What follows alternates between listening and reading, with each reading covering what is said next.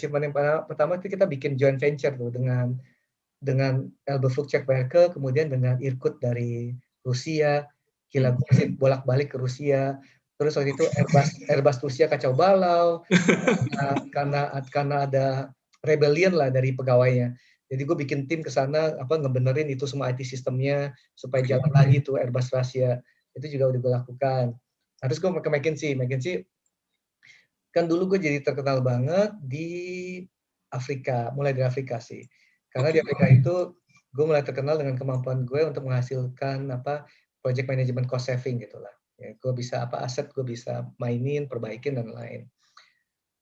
Nah, di KPC juga OEE Mas project ya? Pasti kan kayak gitu. Overall effectiveness.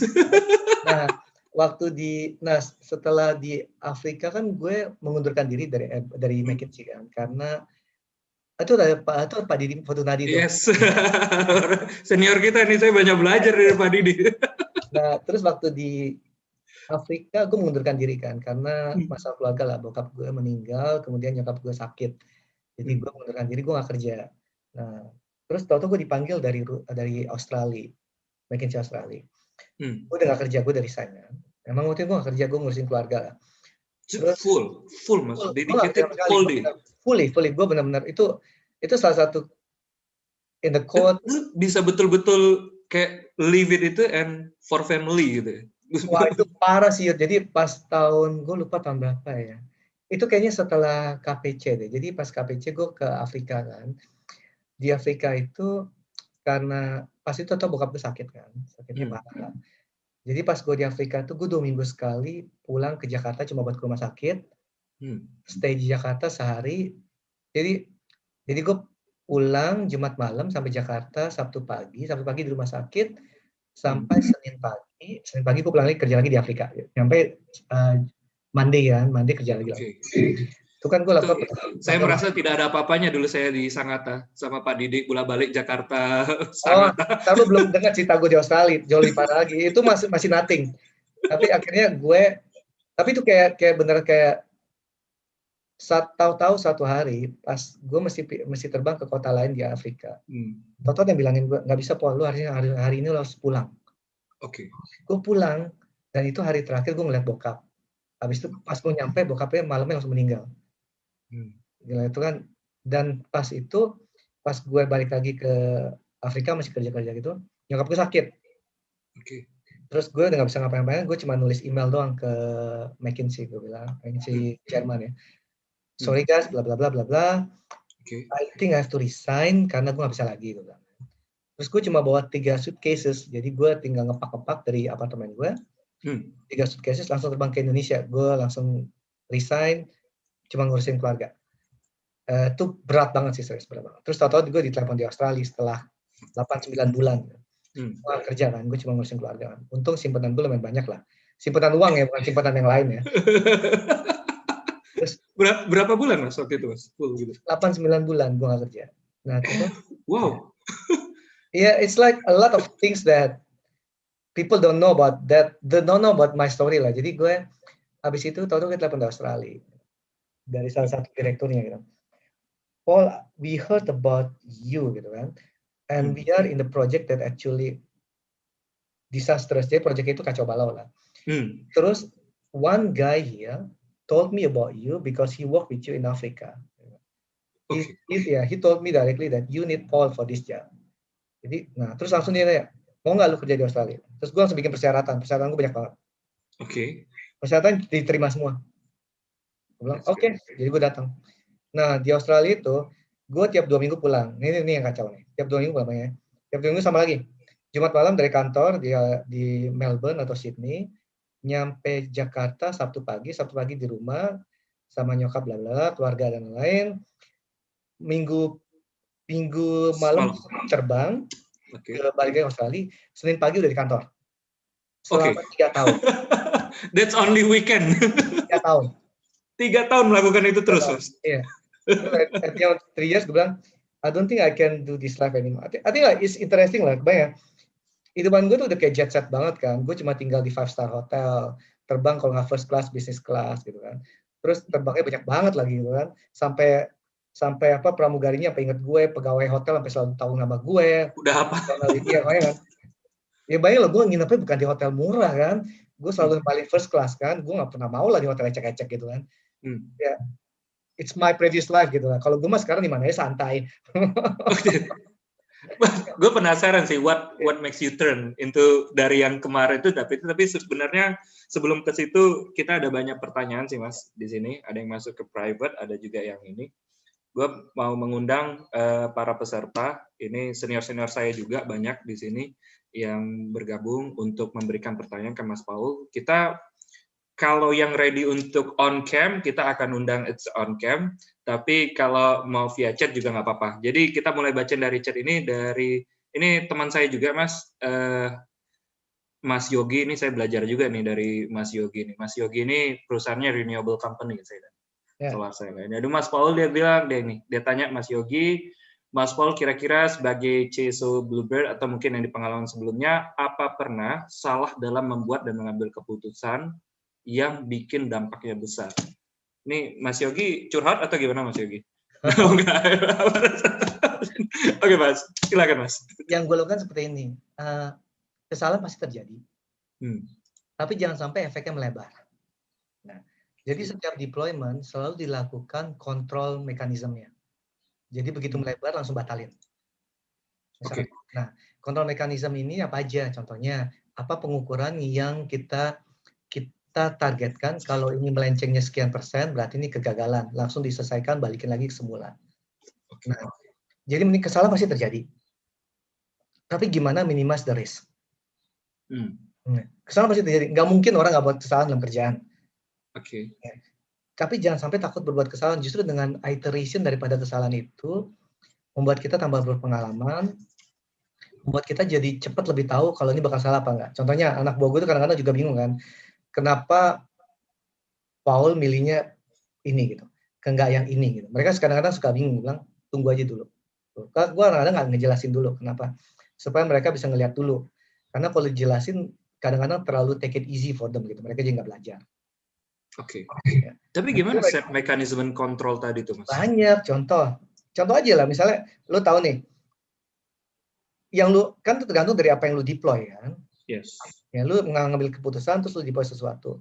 Nah, lu bikin pengukurannya. Nah, tahu-tahu misalnya bikin ini, tahu-tahu gue nggak tahu lah Mas Yogi di bagian apa ya. Misalnya bilang, oke, tahu-tahu revenue dalam 2 bulan itu, lu set time lah, 2 bulan, 3 bulan, atau 6 bulan, atau sebulan, terserah. Tahu-tahu pas deploy itu malah revenue drastically jatuh 20%. Itu kan juga salah satu mekanisme pengukuran kan. Atau contohnya tahu-tahu kepuasan pelanggan turun 30%, atau komplain naik 50%, atau tahu-tahu yang menggunakan apps turun 30%. Itu kan juga kontrol mekanisme kan.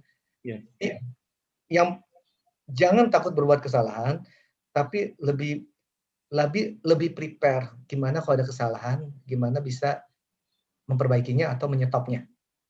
So, kita sepakatin dulu berapa persen nih? Iya, minimasnya gimana, jadi pengukurannya pakai apa gitu untuk bisa melakukan kontrol mekanismenya. Kalau cuma takut melakukan kesalahan nggak bakal maju-maju. So Mas Paul ini orang yang mungkin membuat decision based on scores juga, atau lu lebih kepada, ada juga nih atasan yang intuisi banget Mas. Kadang itu agak stres juga sih kalau intuisi ya, so full intuisi. Tapi kalau ada intuisi plus data it's okay. Tapi kalau Mas Paul tipikal apa? Database. Gue pasti kan database banget kan. Nah, cuma ada beberapa hal yang gue udah tahu terjadi bakal gini karena pengalaman.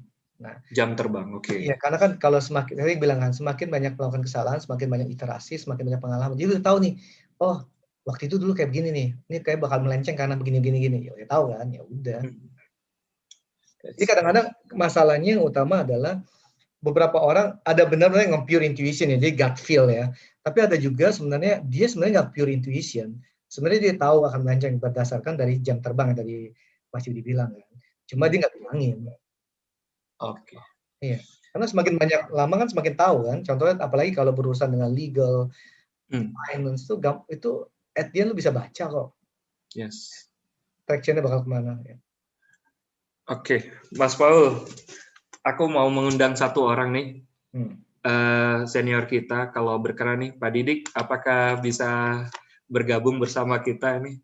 Saya ingin Pak Didi, wah, senior kita, Pak Didi, apa kabar? Pak Didik. Background-nya saya rubah dulu. Kemarin baru presentasi di mahasiswa, jadi saya Oh, ini pantas kebebasan rakyat loh. ini masih reformasi nih. Waduh, sorry, saya offline dulu. Sorry, maaf. Gak apa-apa, Pak Didi. Pak Didi, kita mau ini nih. Ada nggak sih Pak Didi? Kita mau konsultasi.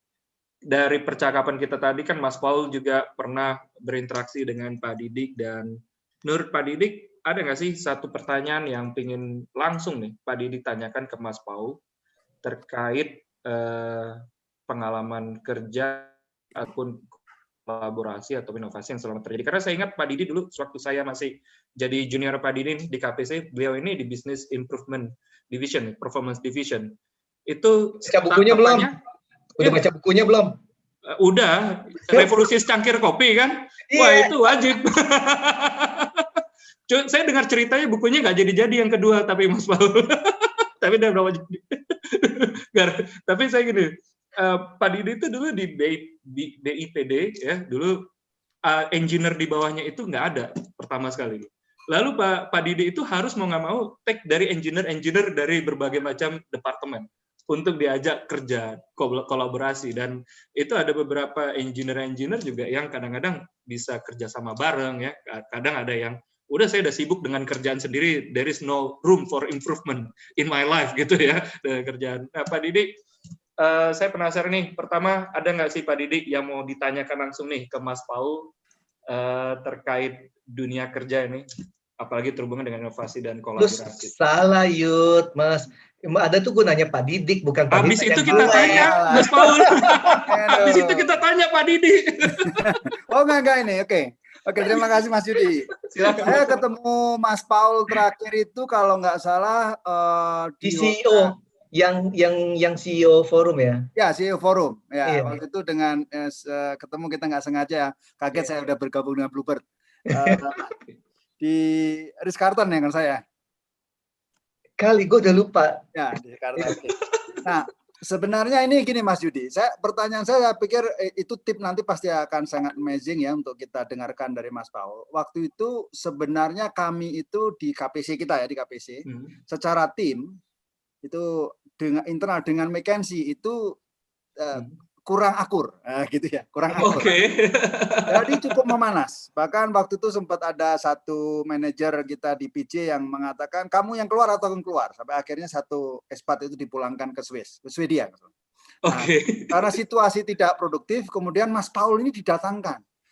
Found the solve the problem. Ya, jadi menurut saya ini choice dari pilihan dari McKinsey yang luar biasa ya. Jadi Mas Paul dipilih untuk menjadi jembatan di antara tim kita di internal maupun dengan McKinsey existing.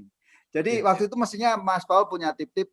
Sebenarnya yang paling penting adalah tip bagaimana masuk lokasi dunia kerja baru ya, lingkungan baru sehingga bisa di-accept, dan kami jujur setelah kita di Balikpapan 1 minggu Mas Paul ya. Nah, iya. gitu ya. Akhirnya kita accept.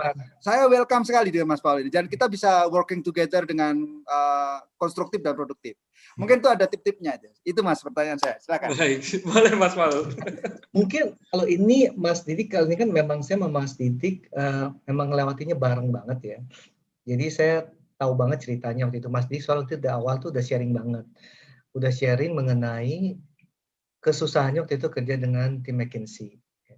Nah, kalau ini mungkin saya share juga gampang banget. Nah, jam terbang itu penting banget, serius. Nah, beberapa di McKinsey itu ada dua trayek, jalur track daripada karir ya. Experience hire sama yang new direct hire lah dari fresh grade. Nah, masalah selalu kenapa banyak orang McKinsey itu gagal di dunia kerja. Kita akuin aja. Banyak orang McKinsey gagal di dunia kerja, akhirnya balik lagi ke McKinsey. Nah, kebanyakan yang gagal itu adalah orang-orang yang fresh grade gitu kan, yang langsung direct hire kan. Karena mereka nggak pernah punya jam kerja dan mereka langsung dididik jadi didik kayak merasa langsung tahu semuanya. dan sikapnya itu juga jadi jelek banget tempat kerja. Mas Didik juga bisa juga cerita lah. Jadi malah langsung datang, ya orang juga akan tersinggung lah kalau didatang tahu-tahu langsung nyuruh-nyuruh gitu. Nggak nanya dulu, nggak dengerin dulu, nggak tahu dulu masalahnya, dan langsung datang, oh ini yang paling bagus. Sedangkan kita masih honest ya, klien McKinsey kan juga adalah company yang udah bagus di sana gitu loh. Udah tahu celahnya, udah tahu operasionalnya. Kalau nggak tahu operasional, mana bisa hire McKinsey gitu aja lah. Yes. Mahal. Logika gitu aja lah. Karena mereka punya duit, justru kan mereka udah pasti bagus di bidangnya kan. Nah, mereka ada bagus bidangnya, justru mereka pengen lihat gimana McKinsey bisa ngeliatin dari sisi pandangnya untuk bisa ngebantuin, which is also benar gitu. Jadi kadang-kadang McKinsey itu ngebantu ngeliatin dari sisi pandang yang perusahaan secara biasanya itu nggak bisa ngelihat. Nah, itu ngebantu banget. Cuma sayangnya itu memang jalur track orang yang direct hire itu ada flow-nya. Flow-nya itu jadi mereka nggak pernah biasa kerja dengan orang, nggak pernah tahu, terutama yang blue collar ya. Dan tahu-tahu langsung datang, terus langsung nyuruh-nyuruh, ya udah pasti menghadapi hantaman lah, pasti itu. Dan ini kan selalu terjadi gitu. Dan kita mesti honest juga, ini juga terjadi di banyak hal. Nah, ini juga McKinsey juga harus reflect themselves how to improve gitu kan. Nah, karena ini juga menjadi masalah di lapangan. Nah, tapi cara melihat dari cara pandang yang berbeda itu juga sebenarnya sangat bermanfaat. Nah, kenapa? Contoh nih Mas Didik, nih menarik banget nih Mas Didik. Tim saya ini Mas Didik, ini timnya itu aneh-aneh semua. Aneh-anehnya gini Mas Didik, yang saya hire itu nggak ada orang transportasi. Sekarang Mas? Ini aneh-aneh. Ada dari telco, ada dari food, ada dari kriminal. Makanya ya, pendidikannya ada dari nutrition, ada dari kriminologi. Iya, ada dari politik. Kenapa gitu? Karena saya ngeliatnya gini, cara pandang yang berbeda-beda itu justru memperkaya cara kita ngelihat. Karena kita nggak bisa ngelihat yang kita nggak tahu gitu kan. Nah, kebayang nggak sih seorang nutrition ngeliatin masalah transportasi gimana bedanya dengan orang yang udah terlalu lama transportasi. Nah, ini ada keuntungannya. Jadi ngelihat dengan sudut pandang berbeda itu bisa ngebantu banget. Nah, tapi memang harus ditandemkan dengan orang yang udah biasa kerja di perusahaan corporate gitu ya, supaya bisa jalannya bareng. Kalau langsung orang diceburin, ya susah lah. Kasihan juga yang diceburin gitu loh. Kasihan juga itu orang Swedia sama orang Israel waktu itu kan Mas Didik. Anyway, Mas Paul, Pak Didi ini background-nya geologis loh. Kamu lupa, Mas Didik itu sekolah apa? Sekolah seni juga. Oh iya bener, gambar, ngelukis. Leonardo da Vinci-nya KPC dulu Mas. Cara pandangnya beda kan? Yes, that's art. Nah ini yang sebenarnya kadang-kadang banyak perusahaan juga salah kaprah ya, ngelihat orang harus, oh pekerjaan ini sekolahnya harus ini. Enggak, justru tuh kayak bilang ya, sekolah itu ngebuka pikiran gimana kita menggunakan logika dan lain. Nah, justru orang yang berbeda pikiran itu yang memperkaya kita, yang memperkaya budaya kita, memperkaya gimana kita ngelihat problem. Kalau kita cuma nge-hire orang transportasi, gimana kita bisa ngelihat ke depannya gitu loh. Yes. Iya kan? Iya. Mas itu menarik sih sebenarnya ya. Menarik walaupun ada beberapa orang yang pasti perdebatannya panjang, terutama psikologi ya. Tapi saya bagian orang yang tersesat di jalan yang benar juga. Tapi jadi ya that's okay, masih masuk di dalam kepala saya. Tapi menyambung dari itu ada satu pertanyaan nih datang dari senior kita juga ini, Pak Didi juga kenal nih, Pak Sena ya. Gara-gara Pak Sena chat kan, dia bilang bisa jadi Menkes juga, dan emang iya, Menkes kita adalah fisika nuklir. Mungkin dari sisi yang lain, tapi justru lebih informatif sekarang dapatnya. Oke, saya ada pertanyaan dari Pak Didi, maaf dari Pak Sena. Pak Sena ini nanya tentang idle capacity. Nah, jadi bisa sharing nggak Mas Paul ya, bagaimana ya dari experience untuk handle karyawan dengan idle capacity? Ini mungkin banyak juga sih yang terjadi di Goro. Nah, ini mungkin Mas Didi juga bisa bantuin nih. Ada dua hal ya idle capacity ya. Idle capacity karena perusahaannya atau idle capacity karena orangnya. Ini dua hal yang berbeda loh. Hmm. Kalau karena perusahaannya, dia ditempatkan di pekerjaan, terus perusahaannya nggak mikirin pekerjaannya, tahu-tahu emang load-nya berkurang banget. Tapi perusahaannya biarinin. Ya kan, itu berarti dari perusahaannya salah dong. Ya. Nah, atau memang idle capacity dari orangnya sendiri. Nah, ini mau pertanyaannya memang, kalau dari orangnya sendiri, orangnya emang dia nggak berusaha mencapai performance yang seharusnya kan. Jadi membuat dirinya idle gitu kan. Nah, ini pertanyaannya ngarah yang mana nih?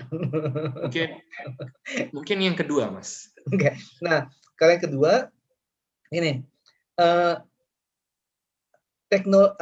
betul. Oke. Nah, berarti gini, sekarang gini, framework apa yang Pak Sena atau teman-teman Pak Sena mau gunakan dalam merubah perusahaan?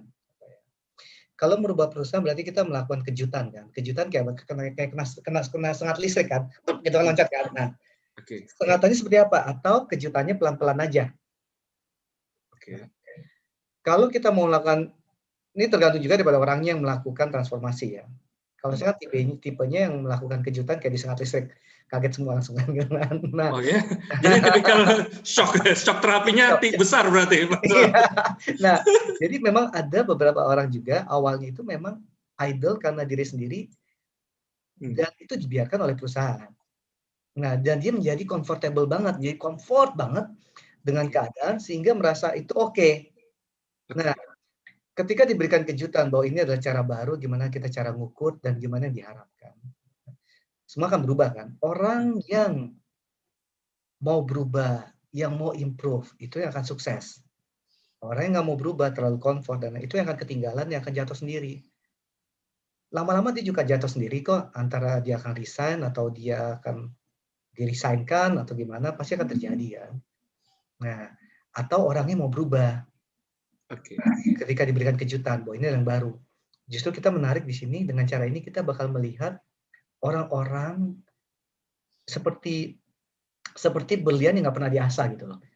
Justru kita mulai bisa ngelihat orang-orang sebenarnya bagus, tapi karena idolnya kebanyakan dan nggak pernah ditempatkan dengan benar dan nggak mendapatkan leader yang benar, dia menjadi berlian yang nggak terasa. Nah, dengan itu malah kita bisa ngeliatin kayak gimana sih excitednya bisa ngelihat ini berlian yang bagus loh, begitu lo asah jadi bagus banget. Dan orang itu mau diasah dan mau berubah. Kalau itu terjadi ya, itu kepuasan batinnya gila banget sih Mas Yudi. Mas Didi mungkin bisa tambahin Mas Didi. Ini Pak Didi, boleh Pak Didi sharing pengalaman karena Pak Didi ini ahli mengasah biasanya. Kadernya banyak nih dari dulu. Pak Didi boleh sharing kalau Pak Didi bagaimana kalau mengalami hal yang sama terkait idle capacity? Dia nggak bisa di mute. Oke, bisa minta aks to unmute Pak Didi. Oke. Tadi mute-nya. Waduh, ini pertanyaan Mas Sena ini di Freeport ini berarti. Benar. Saya keliling-keliling Grasberg itu di bawah Pak Sena waktu itu. Oke. Saya 7 hari di Freeport cukup Pak Didi. Ya. Oke, kalau menurut saya apalagi tadi Mas Sena menyatakan itu masalah pertanyaan kedua ya, poin kedua karena idle capacity itu karena perusahaan. Nah, ini memang mungkin saya memperkirakan ini menyangkut situasi pandemik sekarang gitu ya.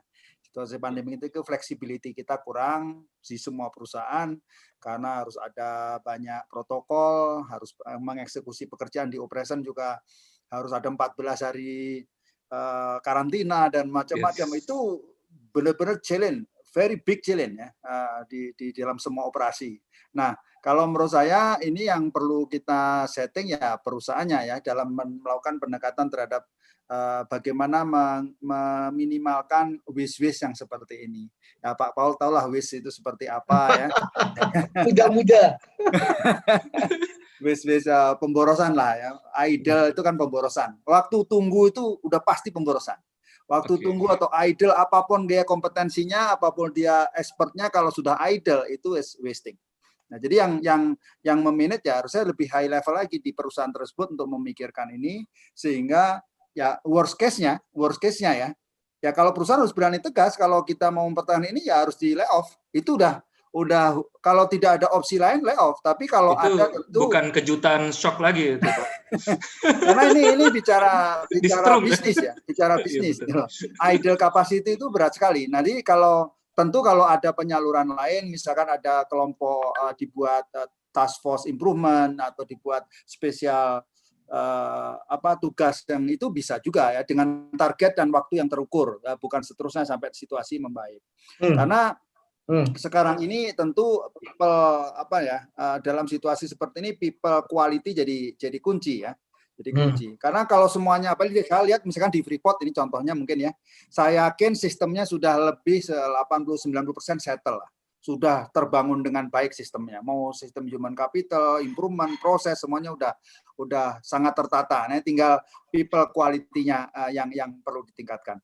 Saya pikir itu Mas. Jadi jawaban saya kalau ini Mas mungkin bukan yang tepat ya, tapi bagi saya ya bagian perusahaan yang bertanggung jawab untuk mengalokasikan orang-orang bagus ini menjadi produktif dengan spesial task force atau apa. Tapi kalau tidak, no choice. Yes. No choice kecuali uangnya banyak dan memang nggak apa-apa dong dibagi-bagi bonus orang dulu, itu boleh buka. Itu Mas Yana mungkin. Tapi saya mau tambah bentar. Betul. Ini menarik banget sih. Jadi contoh yang kita alami juga kan di Bluebird kan. Bayangin ya, perusahaan yang kan quite konservatif lah ya. Jadi bayangkan kita bahkan mulai merevamp aplikasi kita yang baru kemarin launching tanggal 19 kan. Yes. Kemudian juga yang menarik adalah begitu kita kena COVID, kita tahu sendiri lah transportasi kena hitnya paling parah kan. Bayangkan sih? Pas Januari Februari. Saya baru nikmati electric vehicle tuh Mas. Ya. Nah, bayangin Januari Februari 2020 kita kan mengalami revenue paling tinggi udah lama banget. Jadi itu kita mengalami, jadi mulai kelihatan hasil dari transformasi. Terus Maret kan langsung PSBB kan langsung drop. Yes. Kebayang nggak langsung tahu-tahu revenue turun 85%, shocknya kayak apa? 85%, Mas. Shocknya kayak apa kan? Bayang. Nah, wow. Nah, tapi di sana kita malah menemukan inovasi-inovasi baru yang membantu kita. Contohnya logistik. Oke. Nah, sejak Maret 2020, jadi kita tuh cepet tanggap loh. Jadi pas kita kena shock 2020 itu, kita langsung bikin logistik. Dan logistik itu pelan-pelan udah melebihi 1% daripada revenue total. Lumayan kan? Cepet banget kan? Nah, bayangin baru mulai di bulan Maret, bayangin. Di bulan Maret langsung bikin IT sistemnya, bikinin sistemnya, jualannya, cari partnernya, terus bikin timnya. Langsung terjadi. Dan itu kita bahkan menemukan orang-orang tadi mau diasah Mas Didik. Kita menemukan contohnya 3 orang ya, yang tadinya mau nggak mau kita bikin di unpaid leave ya.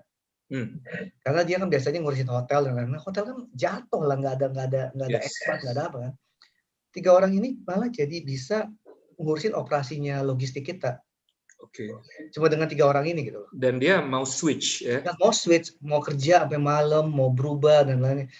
Ini yang menarik, justru kita jadi kayak ketemu intan-intan yang bisa kita asah di sana. Gitu. Nah, tapi juga yang tadi Mas ngomong, leadernya yang harus ngelihat dan harus memutuskan dengan baik. Karena orang di bawah itu kan nggak bisa ngelihat semuanya ke atas kan. Nah, kita yang sebagai pemimpin memiliki fungsi untuk bisa menciptakan opportunity dan membawa kemana perusahaan ini.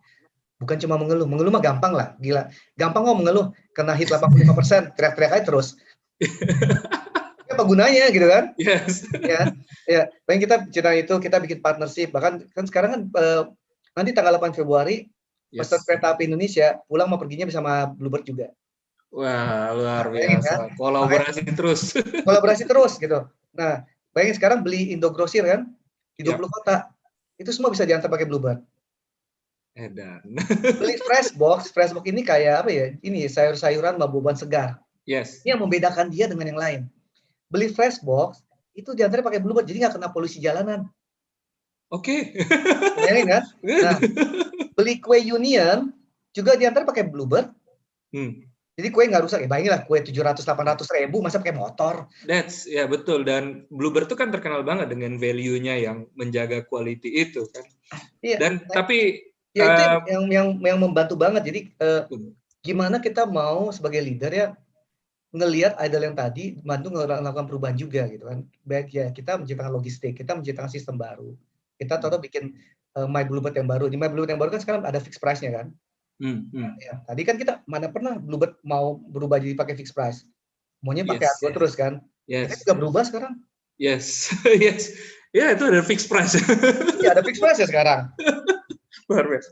Iya. That's why ini para Bapak dan Ibu peserta, Pak Didi yang tadi juga sharing, ini sedikit cerita saya lihat, kalau saya salah tolong koreksi Mas Paul, itulah kenapa Bluebird itu rela menunggu Mas Paul dari tahun 2017 untuk baru bergabung secara resmi tahun 2019 untuk apa ya namanya, to turn ya Bluebird untuk melewati beberapa kali masa krisis. Kalau nggak salah emang itu ya Mas. Dari 2017 udah di approach, baru officially 2019 perusahaan sebesar Bluebird masih mau berani tahan-tahanin tuh. Masih mau nungguin itu satu orang untuk mimpin tonggak strategi ini, pasti pengalaman yang luar biasa. Ya itu gue tersanjung banget waktu itu, gue sampai nggak nyangka kan, beneran ditungguin gitu loh. Nggak mau nyari orang lain, gue sampai kaget kan, gue nanya, emang nggak ada orang lain Pak? Gue nanya gitu kan. Enggak, saya cuma mau kamu karena kamu satu-satunya bisa ngejelasin strategi dengan gampang dan saya yakin kamu bisa implementasi. Luar biasa. Baik. Kepercayaan banget kan dari Pak Pur ya, jadi gue nggak bakal menyalahgunakan banget gitu. Sampai ada seorang sebesar itu mau menunggu gue gitu, itu kan gila gitu loh. Yes. Gue tuh siapa sampai mau ditunggu kayak begitu gitu. That must be something, bro. Kayaknya sebelumnya sudah ada kerjaan konsultasi ya Mas ya? Ke Bluebird kayaknya. Enggak, gue tuh belum pernah kerja sama Bluebird. Orang gue aja nggak pernah ketemu mereka. That's interesting. Pasti ada salah satu part yang ini. Nah, jadi apa sih Mas? Ini tapi mungkin saya pengalaman, tapi short aja Mas. Saya tahu Mas Paul waktunya singkat. Kenapa sih Mas? Prediksi Mas Paul, kenapa sih mereka mau sampai menungguin? Gini, waktu itu saya juga tanyain juga kan. Saya bilang, Pak, emang nggak ada orang lain? Saya bilang ini, kebetulan memang mereka juga interview banyak orang kan. Terus dia bilang, Pak Purnya waktu itu langsung ngomong gini, memang dia bilang, kamu satu-satunya yang bisa ngejelasin strategi dengan gamblang dan saya yakin banget bisa mengimplementasikannya. How Pak Pur know about it, Pak? Itu gue juga nggak tahu, serius itu mungkin like based on his experience ya, dia bisa ngelihat seperti itu ya, sesuatu yang orang lain nggak bisa lihat gitu. Okay. Jadi dia bisa ngelihat sesuatu yang gue juga nggak lihat. Gue bilang kenapa gue gitu kan, kenapa nggak orang lain gitu kan. Itu masih amaze gue sampai sekarang sih. Terus akhirnya dia bilang gini, dia kasih nama gue bulldozer kan di kapal. Saya ngeliat kamu itu, dia bilang ya, beneran kayak bulldozer. Kamu tuh nggak peduli tembok setinggi apapun, dia bilang. Kamu hancurin semua temboknya, dia bilang. Dan salah satu yang terjadi adalah kita tuh nggak ada silo lagi. Nah, dulu dari departemen satu ke departemen lain minta data aja setengah mati. Oke. Sekarang nggak ada lagi masalah, minta data paling sejam juga dapat. Oke. Nah, ya, kita udah nggak ada lagi silo-silo. Kita tuh bahkan sekarang bekerja di satu arah. Dan juga penggantian CEO kan, kita jadi CEO-nya juga dengan Bu Noni jadi lebih muda kan. Yes. Dan Bu Noni kayak sepertinya saya pernah lihat salah satu interview beliau, kayaknya orangnya dinamis banget ya. Dinamis sekali. Nah kan memang zaman harus berubah dan kita juga harus ngikutin perubahan zaman kan. Dengan perubahan tampuk pimpinan, tapi Pak Pur juga masih sebagai advisor kok, masih kejagain banget kan. Yes. Nah, ini juga membantu kita meraih atau melakukan perubahan jadi lebih cepat dan lebih gampang. Contoh lah, aplikasi yang terbaru ini yang Bluebird 5 ini, itu kita bikinnya cuma dalam 6-7 bulan loh. 7 bulan? Iya, bayangin dari bikin desainnya, idenya, implementasinya itu semua dalam waktu 7 bulan. 6-7 bulan gitu kan achievement banget untuk perusahaan seperti Bluebird kan. Dengan kita benar-benar aplikasi buat dari nol gitu kan.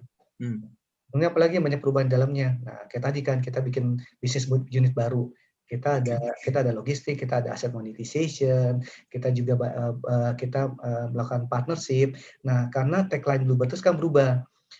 Tagline Bluebird yang jalankan itu adalah multi channel, multi product, multi payment. Itu yang membedakan kita dengan kompetitor kita. Oke. Nah, kenapa multi channel? Jadi nanti kedepannya pesan dari mana aja bisa pesan Bluebird. Nah, salah satu yang pertama kan KAI kan. Nah, ini tanggal 8 Februari pesan apapun dari KAI yang ada Bluebird di kota itu bisa pulang pergi naik Bluebird juga termasuk. Nah, apalagi tunggu aja bakal banyak lagi kok keluar sebentar lagi Wah. juga. Jadi beberapa partnership udah ditandatanganin, Bro. Itu luar biasa ya. Dan sebenarnya sih kita banyak banget sih Mas Paul mau ngobrol-ngobrol lagi, tapi saya tahu waktunya juga sudah membatasi dan Mas Paul banyak kegiatan di weekend. Saya tahu kegiatannya Mas Paul sekarang hobi banget olahraga ya. Terus kemudian juga banyak kegiatan lain, tapi thank you banget Mas Paul sharingnya hari ini, dan terima kasih Bapak dan Ibu yang udah pertanyaan. Dan kita juga live di YouTube Mas, jadi karena semakin padatnya pertanyaan di sini, sepertinya saya nggak bisa membacakan pertanyaannya di YouTube, but it's okay, kita nanti akan bisa lihat rekamannya. Dan sebelum kita tutup, Mas Paul, kita punya appreciations, tapi ini karena webinar ya Mas ya, jadi appreciation-nya lewat tampilan layar dulu Mas. Nah, jadi kita, ini adalah dari kita, dari unit kita, salah satunya Memory Spot, kita punya namanya Memory Toolkit, dan ini kita berikan kepada pembicara kita, Mas Paul. Nanti kita kirimkan Mas ke rumah. It's a Memory Toolkit adalah bagaimana orang belajar meningkatkan kemampuan kapasitas otaknya secara mandiri. Kita kasih digital booknya, kita kasih playing hardware-nya, kita juga kasih learning strateginya, bisa dipakai sendiri, bisa dikasih yang lain. Dan ini adalah salah satu produk selama corona kita juga, Mas. Kita bikin ini selama corona, kita habis-habisan bikin apps juga ya, dan jadi memang banyak banget senior-senior yang ngebantu kita untuk membuka pikiran kita untuk inovasi dan kolaborasi. Dan thank you banget Mas Paul, hari ini sudah bergabung dengan kita, sharing ilmunya. Sebelum kita tutup, Mas Paul boleh kasih satu closing statement Mas, sebelum kita berpisah dengan para peserta. Oke, terima kasih banget ya Mas Yudi untuk kesempatan kali ini, juga terima kasih kepada timnya. Kalau saya ngeliat gini, yang paling penting dari semuanya itu gimana kita menghadapi problem gitu kan. Nah, problem itu untuk diatasi, bukan untuk dikomplainin atau cuma buat jadi alasan. Nah, justru adanya problem itu bisa maju kita untuk berpikir berbeda. Nah, perbedaan yang ada itu akan membantu kita menjadi lebih baik lagi. Jadi jangan melihat perbedaan itu menjadi pahambatan. Kenapa berusaha selalu menciptakan tim yang dari berbagai ragam background, berbagai ragam pendidikan. Itu akan membantu kita untuk berpikir berbeda dengan yang biasanya. Nah, itu aja Mas. Thank you banget Mas Paul kesempatannya hari ini. Terima kasih Bapak dan Ibu yang sudah hadir pada Meet the Expert edisi 1. Meet the Expert ini adalah series yang akan selalu dilakukan setiap bulan sekali. Kita akan mengundang para tokoh-tokoh yang inovatif, kolaboratif, dan memiliki sesuatu yang rela, willingness to share pengalamannya dan berbagi kepada masyarakat Indonesia. Dan Bapak dan Ibu yang hadir di sini maupun yang berada di YouTube, Bapak dan Ibu, adik-adik, karena ada 16% university student, 16% telecommunication industry di sini, kurang lebih 10% siswa SMA, dan sisanya profesional. Dan kita sudah menyediakan juga e-certificate yang nanti akan dikirimkan via email sesuai dengan automatic register yang masuk di kita.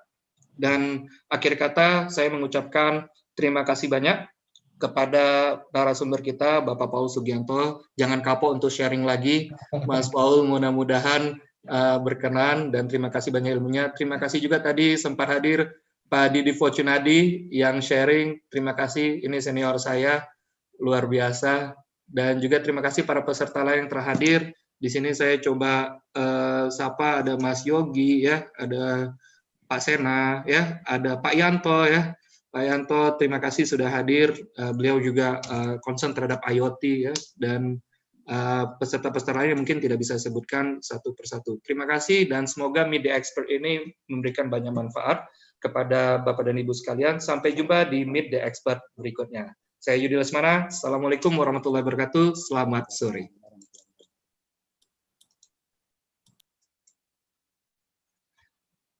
Terima kasih sudah hadir.